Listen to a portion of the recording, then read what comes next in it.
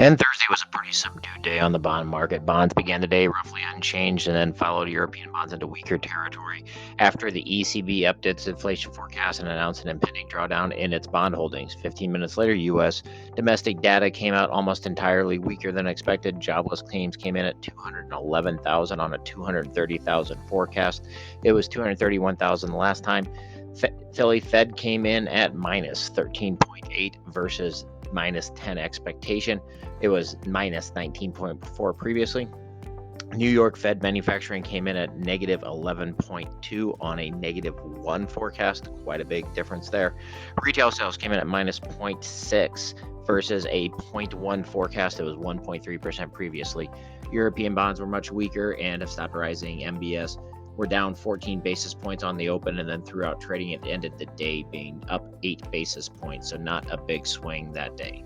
On Friday, bond yields started the day right in line with yesterday's highs. The entire overnight session was spent moving modestly weaker.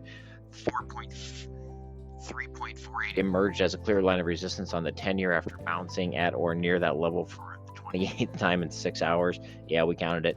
MBS were down 17 basis points early. Retail sales fell 0.6 in November, like we said, which was lower than expectations. On a year-over-year basis, they rose 6.5%. These numbers are not adjusted for inflation. So if you take that into account, the 7.1% CPI print from Tuesday, retail sales are more or less down for the year-over-year basis in real terms. Excluding vehicles and gasoline, they fell 0.2%. Industrial production fell 0.2% in November. Manufacturing output fell 0.6% and is up 1.2% compared to a year ago. Jobless claims, like I said, came in at 211,000 versus a 230 forecast yesterday.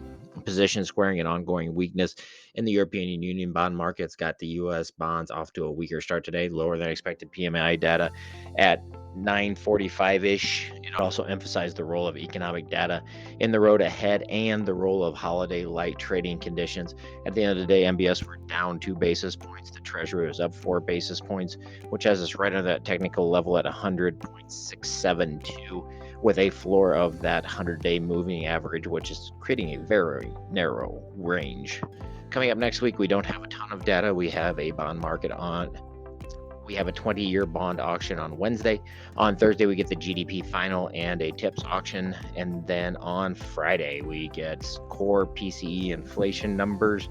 We get durable goods and then some consumer sentiment. So with not very many people working that day, it should be moving the market quite a bit just because there aren't a lot of traders. So if you have some time over the weekend, check out our common sources and influences, especially our sponsor at, well, thatmakesense.com.